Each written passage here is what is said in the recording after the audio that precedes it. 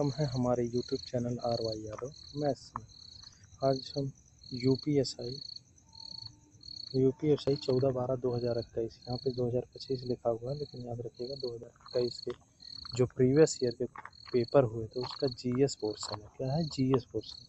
हमने उसमें से छांट के 18 क्वेश्चन 17-18 क्वेश्चन बेहतरीन जो क्वेश्चन लग रहे थे कि हाँ वाकई में आने वाले थे, और मूल विधि हमने छोड़ दी है, मूल विधि हमने नहीं ली है। ठीक ना? चलिए हम इस चीज़ को ध्यान से देखते हैं। आप लोग हमारे यूट्यूब चैनल पर अगर नए हैं तो चैनल को सब्सक्राइब जरूर करिए, और ध्यान रखिए अगर हम हमारे चैनल पर बने रहेंगे तो ज़रूर वाकई में आपको लाभ मिलेगा। ठीक ना? पहला क्वेश्चन पढ़ते हैं। उत्तर प्रदेश भूमि राजस्व अधिनियम निम्नलिखित में से किस वर्ष स्थापित किया गया था? 1910, 1920, 1915, 1901। बताएं। अगर आपको पता है तो वीडियो को पॉज करिए, इसके बाद आंसर दीजिए। कमेंट बॉक्स में ज़रूर लिखिएगा अगर आपको आ रहे हैं आंसर तो। ठीक है, तो इसमें डी ऑप्शन हो जाएगा 1901। उत्तर प्रदेश यानी यूपी भूमि राजस्व अधिनियम निम्नलिखित में से किस वर्ष स्थापित किया गया था? तो 1901 में स्थापित किया गया था। ठीक है, दूसरे क्वेश्चन की तरफ चलते हैं। दूसरा क्वेश्चन क्या है, इसको ध्यान से देखिए। दूसरा क्वेश्चन है लोकसभा। लोकसभा चुनाव लड़ने के लिए न्यूनतम आयु कितनी होनी चाहिए? अगर हम आपसे पूछें कि राज्यसभा में कितनी सीटें हैं, यूपी की बात हो रही है, उत्तर प्रदेश की बात हो रही है, और लोकसभा में कितनी सीटें हैं, यूपी की बात हो रही है, उत्तर प्रदेश की। आप कमेंट बॉक्स में ज़रूर लिखिएगा कि यूपी में लोकसभा में कितनी सीटें हैं, यूपी में राज्यसभा में कितनी सीटें हैं। लिखने से याद रखें, लिखने से बार बार लिखने से आपको दिमाग में बैठ जाएगा और कभी नहीं भूलेगा, इसलिए ज़रूर लिखिए। यहाँ पे देखिए, लोकसभा चुनाव लड़ने के लिए न्यूनतम आयु कितनी होनी चाहिए? देखिए 30 साल, 18 साल, 25 साल, 35 साल। इसमें हो जाएगा आपका सी ऑप्शन 25 साल। अगर आपको लोकसभा का चुनाव लड़ना है तो आपकी उम्र 25 साल होनी चाहिए। ठीक है, कम से कम। आगे चल रहे हैं। तीसरा क्वेश्चन क्या है? तीसरा क्वेश्चन है भारत में सर्वोच्च न्यायालय। देखिए सर्वोच्च न्यायालय एक होता है, सर्वोच्च न्यायालय यानी उच्चतम न्यायालय, एक होता है उच्च न्यायालय। उच्च न्यायालय कहाँ है? इलाहाबाद है। उच्च न्यायालय इलाहाबाद हाई कोर्ट को कहते हैं, हाई कोर्ट को उच्च न्यायालय कहते हैं, और सुप्रीम कोर्ट को उच्चतम न्यायालय या सर्वोच्च न्यायालय कहते हैं। तो सर्वोच्च न्यायालय के न्यायाधीश के लिए सेवानिवृत्त की आयु कितनी होनी चाहिए? यानी जो उच्चतम न्यायालय है, यानी जो सुप्रीम कोर्ट है, उसकी जो जज होते हैं, जो कि सुप्रीम कोर्ट के न्यायाधीश होते हैं, उनकी रिटायरमेंट की उम्र कितनी होती है सेवानिवृत्त की? ठीक है, 55 साल, 65 साल, 50 साल, 60 साल। तो यहाँ पे बी ऑप्शन हो जाएगा 65 साल। उनकी सेवानिवृत्त की आयु जो होती है 65 साल होती है। अगर यही पूछ लेता कि उच्च न्यायालय जो इलाहाबाद है, उच्च न्यायालय के जो न्यायाधीश होते हैं उनकी सेवानिवृत्त की उम्र कितनी होती है, तो कह सकते हैं आप 62 साल। ठीक है, क्या कह सकते हैं? 62 साल यानी 62 ईयर्स। ठीक है, चलिए आगे चलते हैं। आगे है चौथा क्वेश्चन है, महानदी बेसिन में बना कौन सा बांध बाढ़ नियंत्रण के साथ जल संरक्षण मतलब जल को इकट्ठा करना, ठीक है ना, इकट्ठा को समाहित करता है, कौन सा बांध है? तो हीराकुंड बांध जो महानदी उड़ीसा में है, टिहरी बांध जो भागीरथी और भिलांगना यानी उत्तराखंड में है, नागार्जुन सागर बांध और भाखड़ा नंगल बांध। इसमें से कौन सा ऑप्शन है बताएं? तो यहाँ पे हो जाएगा टिहरी बांध। टिहरी बांध जो उत्तराखंड में है, किस नदी पर है? भागीरथी और भिलांगना के संगम पर है। ठीक है ना? आगे इस चीज़ें और बताएं। देखिए यहाँ पे जो हीराकुंड बांध है बहुत बार पूछा जाता है। हीराकुंड बांध महानदी पर, महानदी कहाँ है? उड़ीसा में है। टिहरी बांध भागीरथी और भिलांगना नदी पर। ये टिहरी बांध है कहाँ? उत्तराखंड में है। नागार्जुन सागर बांध आंध्र प्रदेश में है। अभी आगे इसको विस्तार से हमने बताया है, इसको देखेंगे। ठीक है, देखिए विस्तार से क्या है। देखिए टिहरी बांध भारत का सबसे ऊंचा बांध है। टिहरी बांध भारत का सबसे ऊंचा बांध है। इसकी ऊंचाई 260.5 मीटर है। कितनी है? 260.5 मीटर है, या कह सकते हैं 855 फुट। अगर मीटर में ना दिया हो तो 855, यानी फुट में दिया हो तो 855 फुट होता है। यह उत्तराखंड के टिहरी गढ़वाल जिले में स्थित है। याद रखिए टिहरी बांध, पहली बात टिहरी बांध उत्तराखंड के टिहरी गढ़वाल जिले में स्थित है। यह भारत का सबसे ऊंचा बांध है। अगर कभी भी क्वेश्चन बनता है, बहुत क्वेश्चन बनते हैं कि भारत का सबसे ऊंचा बांध कौन सा है, तो टिहरी बांध है। और इसकी ऊंचाई कितनी है? 260.5 मीटर या 855 मीटर। ठीक है, इस चीज़ को आप ध्यान रखिएगा। देखते हैं, अगर आप देखते चलेंगे तो आपको ज़्यादा समझ में आएगा, कोई दिक्कत नहीं है। देखिए दूसरा है नागार्जुन सागर बांध। नागार्जुन सागर बांध कहाँ है? आंध्र प्रदेश में। पहले तो यही पता होना चाहिए कि नागार्जुन सागर बांध है कहाँ? आंध्र प्रदेश की। और आंध्र प्रदेश के किस जिले में? गुंटूर जिले के। आंध्र प्रदेश के गुंटूर जिले में है और तेलंगाना के नलगोंडा जिले में। याद रखिए, ये जो नागार्जुन सागर बांध है आंध्र प्रदेश के गुंटूर जिले में और तेलंगाना के नलगोंडा जिले के की सीमा पर स्थित है। और किस नदी पर है? कृष्णा नदी पर। केवल अगर यही पूछ दें नागार्जुन सागर बांध किस नदी पर बना है, तो आप कहेंगे कृष्णा नदी पर बना है। किस राज्य में है? देखिए, अगर आंध्र प्रदेश दिया है और तेलंगाना दोनों दिया है तो आप दोनों को आंसर टिक करेंगे। लेकिन अगर केवल आंध्र प्रदेश दिया है या तेलंगाना में से दोनों में से कोई दिया है तो एक को टिक करके मानिए, ठीक है ना। आंध्र प्रदेश के गुंटूर जिले और तेलंगाना के नलगोंडा जिले। अब इसमें और चीज़ें थोड़ा बता देते हैं। देखिए, आंध्र प्रदेश की राजधानी है अमरावती। पहले आंध्र प्रदेश की राजधानी हैदराबाद थी, लेकिन जब राजधानी हैदराबाद बनी थी तो कहा गया था कि 10 साल बाद राजधानी इसकी अमरावती होगी। तेलंगाना की राजधानी कहाँ है? हैदराबाद। तेलंगाना कब बना? तेलंगाना स्टेट की उत्पत्ति या तेलंगाना स्टेट कब बना? 2 जून 2014 को। 2 जून 2014 को बना, ठीक है। आगे चलते हैं, यहाँ पे देखिए भांगड़ा नंगल बांध। भांगड़ा नंगल बांध कहाँ है? सतलुज नदी पर। इतना याद रखिए, पहले तो ये याद रखिए कि भांगड़ा नंगल बांध जो है सतलुज नदी पर है, हिमाचल प्रदेश में। कहाँ है? हिमाचल प्रदेश। हिमाचल प्रदेश की राजधानी कहाँ है? शिमला। हिमाचल प्रदेश की राजधानी शिमला। यह भारत का दूसरा सबसे ऊंचा बांध। अगर पूछे भारत का सबसे ऊंचा बांध, दूसरा सबसे ऊंचा बांध कौन सा है, तो भांगड़ा नंगल बांध। किस नदी पर है, तो कहेंगे सतलुज नदी पर। कहाँ है, किस स्टेट में है, तो हिमाचल प्रदेश में स्थित है। इसकी ऊंचाई कितनी है? 226 मीटर या कह सकते हैं 740 फुट। याद रखिएगा ये चीज़, इसीलिए कहते हैं बार बार चीज़ों को देखेंगे। इस वीडियो को नहीं समझ में आता, आप दोबारा देखें, आपको बिल्कुल क्लियर हो जाएगा, ठीक है। आगे चलते हैं, 5 नंबर क्वेश्चन है, विदेश व्यापार विकास और विनिमय अधिनियम कब लागू हुआ था? 1972, 1982, 2002, 1992। तो याद रखिए 1992 में लागू हुआ था, ठीक है। आगे चलते हैं, यहाँ पे देखेंगे राष्ट्रीय आपदा प्रबंधन प्राधिकरण के पदेन अध्यक्ष कौन होते हैं? देखिए, राष्ट्रीय आपदा प्रबंधन प्राधिकरण के पदेन अध्यक्ष कौन होते हैं?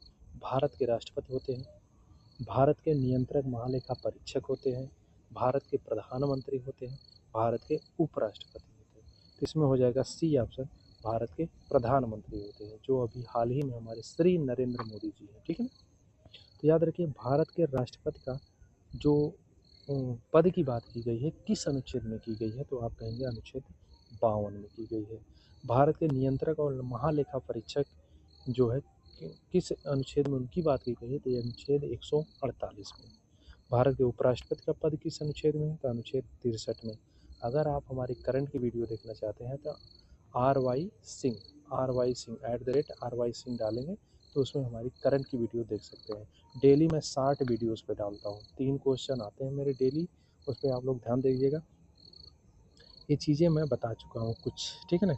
तो याद रखिए, उस वीडियो को ज़रूर जाकर देखिए, तो वाकई में आपको लाभ मिलेगा कि भारत के नियंत्रक और महालेखा परीक्षक कौन है, भारत के मुख्य न्यायाधीश कौन बने हैं, भारत के अभी हाल ही में मुख्य निर्वाचन आयुक्त कौन बने, ये सब चीज़ें मैं वहाँ बता रहा हूँ। तो आप लोग ज़रूर जाकर देखिए। क्या डालना है? @RY सिंह, ठीक है, @RY सिंह। ये हमारी उस पर 60 वीडियो है, ठीक है। चलिए आगे चलते हैं, 7वें क्वेश्चन चलते हैं। 7वां क्वेश्चन क्या है? 2002 में भारतीय संविधान में किस संवैधानिक संशोधन अधिनियम द्वारा एक नया मौलिक कर्तव्य जोड़ा गया था? देखिए, मूल कर्तव्य जो होते हैं 11 हैं, वो कहाँ रूस से लिए गए थे, लेकिन मौलिक कर्तव्य जो है मौलिक कर्तव्य को मूल कर्तव्य ही मौलिक कर्तव्य, ठीक है। तो याद रखिए, किस संवैधानिक संशोधन अधिनियम में द्वारा यह मौलिक कर्तव्य जोड़ा गया था? याद रखिए, यहाँ पर हो जाएगा 86वें संविधान संशोधन द्वारा। 86वां संविधान संशोधन कब हुआ था? 2002 में। एक क्वेश्चन तो यही बन गया, 86वां संविधान संशोधन कब हुआ था? 2002 में हुआ था। आगे चलते हैं, यहाँ देखेंगे 8 नंबर क्वेश्चन क्या है? निम्नलिखित राज्यों में से भारत में चावल का प्रमुख उत्पादन कौन है, यानी भारत में सबसे ज़्यादा चावल कहाँ पे होता है, ये आपको बताना है। पश्चिम बंगाल, गुजरात, महाराष्ट्र, राजस्थान। तो आपको खुद पता होगा पश्चिम बंगाल। पश्चिम बंगाल में चावल सबसे ज़्यादा होता है, ठीक है ना। पश्चिम बंगाल की राजधानी कहाँ है, कोलकाता। गुजरात की राजधानी कहाँ है, गांधीनगर। महाराष्ट्र की राजधानी कहाँ है, मुंबई। राजस्थान की राजधानी कहाँ है, जयपुर। ठीक है, आगे चलते हैं। 9 नंबर क्वेश्चन क्या है, भारतीय राष्ट्रीय संविधान का कौन सा अनुच्छेद किसी भी कारखाने या खदान या अन्य संकटपूर्ण गतिविधि में 14 वर्ष से कम आयु के बच्चों के रोजगार पर प्रतिबंध लगाया गया कि 14 वर्ष से कम आयु के बच्चे रोजगार नहीं करेंगे। ठीक है, तो अनुच्छेद 14, अनुच्छेद 34, अनुच्छेद 44, अनुच्छेद 24। तो अनुच्छेद 24 में यह कहा गया है कि 14 वर्ष से कम बच्चे किसी भी कारखाने या कंपनी में काम या खदान में काम नहीं करेंगे, ये प्रतिबंध लगाया गया। ठीक है,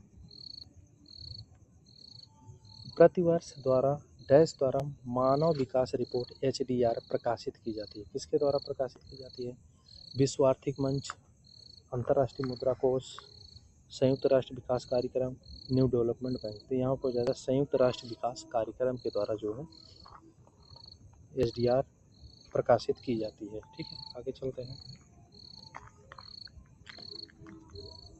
11 नंबर क्वेश्चन क्या है, मिनी माता रोग। मिनी माता रोग का प्रकोप डैश द्वारा जल प्रदूषण के कारण होता है, मिनी माता। ठीक है, तो बताएं इसमें, देखिए सीसा, पारा, आर्सेनिक, कैल्शियम। तो इसमें बताएं,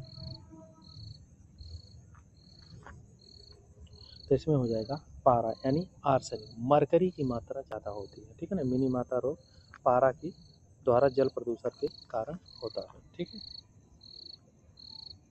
12 नंबर क्वेश्चन क्या है, 12 नंबर क्वेश्चन है, भारतीय संविधान के निम्नलिखित में से किस अनुच्छेद में राज्यों के महाधिवक्ता के पद का प्रावधान किया गया। महाधिवक्ता के पद का प्रावधान किया गया, देखिए अभी हमने बताया अनुच्छेद 148 भारत के नियंत्रक महालेखा परीक्षक है। यहाँ पे ऑप्शन हो जाएगा अनुच्छेद 165। अनुच्छेद 165 में जो है महाधिवक्ता के पद का प्रावधान किया गया है। ठीक है, चलिए आगे चलते हैं। 13 नंबर क्वेश्चन है, उद्देशिका को डैश के मामले में भारत के संविधान का हिस्सा माना गया था।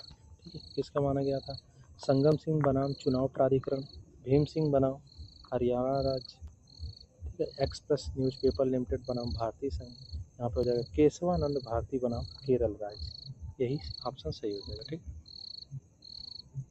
14 का है, निम्न में से कौन सा कंप्यूटर में प्राइमरी मेमोरी का उदाहरण है। प्राइमरी मेमोरी का उदाहरण है, यहाँ पर हार्ड डिस्क ड्राइव, ब्लू रे DVD, RAM, USB flash drive. यहाँ पे हो जाएगा रैम। रैम आपका सही आंसर हो जाएगा। 15 नंबर क्वेश्चन क्या है, राज्य विधान परिषद बनाने या समाप्त करने का अधिकार किसके पास है। राज्य विधान परिषद बनाने या समाप्त करने का अधिकार किसके पास है, बताएं। तो यहाँ पे हो जाएगा भारत की संसद के पास। भारत की संसद के पास जो है राज्य विधान परिषद बनाने या समाप्त करने का अधिकार है। 16 नंबर क्वेश्चन क्या है, बहुत इंपॉर्टेंट क्वेश्चन है, देखिए ध्यान से। रेड क्लिफ रेखा द्वारा भारत और किस देश के बीच सीमांकन किया गया था। याद रखिए, आप देखेंगे जो मैं क्वेश्चन आपको करा रहा हूँ प्रीवियस ईयर का, कितना अच्छा क्वेश्चन है, कितना सिंपल क्वेश्चन है। अगर आप थोड़ा सी भी मेहनत करेंगे तो GS में लगभग 40 में से 30+ क्वेश्चन आपका सही होगा। ठीक है, तो आप मेहनत करिए और देखिए, रेड क्लिफ रेखा द्वारा भारत और किस देश के बीच सीमांकन किया गया था, तो बताएं। पाकिस्तान, चीन, नेपाल, अफगानिस्तान। तो यहाँ पे हो जाएगा पाकिस्तान। पाकिस्तान और भारत और पाकिस्तान के बीच रेड क्लिफ नामक एक वैज्ञानिक है, उन्हीं के नाम पर ही पड़ा है। रेड क्लिफ रेखा द्वारा भारत और पाकिस्तान के बीच सीमांकन किया गया था। ठीक है ना, तो याद रखिए, पाकिस्तान की राजधानी है इस्लामाबाद, पाकिस्तान की मुद्रा है पाकिस्तानी रुपया। चीन की राजधानी है बीजिंग, चीन की मुद्रा है रेन मिनवी। नेपाल की राजधानी है काठमांडू, नेपाल की मुद्रा है नेपाली रुपया। अफगानिस्तान की राजधानी है काबुल। ठीक है, 17 नंबर क्वेश्चन क्या है, इलाहाबाद विश्वविद्यालय की स्थापना, इलाहाबाद विश्वविद्यालय की स्थापना किस वर्ष की गई, बताएं। 1885, 1890, 1891, 1887। इसमें हो जाएगा 1887। इलाहाबाद विश्वविद्यालय की स्थापना 1887 में की गई थी। 1885 में जो है इंडियन नेशनल कांग्रेस की स्थापना की गई थी। ठीक है, इसीलिए कहते हैं एक चीज़ आप पढ़ोगे दो चीज़ मैं बताऊँगा, 2-3 एक क्वेश्चन में 2-3 चीज़ें हमने बताई है। तो इसलिए कहते हैं देखिए 17 क्वेश्चन हम लेके आए थे, बस लास्ट है 17 क्वेश्चन लेके आए थे। इसको अगर ध्यान से देखे होंगे लगभग आपको 15 से 20 क्वेश्चन ज़रूर आपको और 2-4 क्वेश्चन आप ज़रूर आपके आते रहेंगे, ठीक है ना? तो आप लोग ध्यान रखिएगा, ऐसे ही मेहनत करते रहिएगा और लगे रहना। और करंट की वीडियो देखनी है तो आपको यहाँ पे मैं बता रहा हूँ, ये मेरा दूसरा चैनल है RY सिंह। चाहे आप स्मॉल में लिखें चाहे कैपिटल में लिखें, मेरी पिक लगी हुई है, उसमें मैं 60 वीडियो डालता हूँ, सिर्फ 60, 2-3 मिनट का होता है। आप ध्यान से देखेंगे। 3 करंट में लगभग मैं 6-7 बातें बताता हूँ, उसमें याद रखिए 3 मिनट आप निकाल के उस करंट को जरूर देखें। अगर चैनल पर नए हैं तो चैनल को सब्सक्राइब जरूर करिए और निश्चित रूप से आपको लाभ मिलेगा। Thank you for watching my video.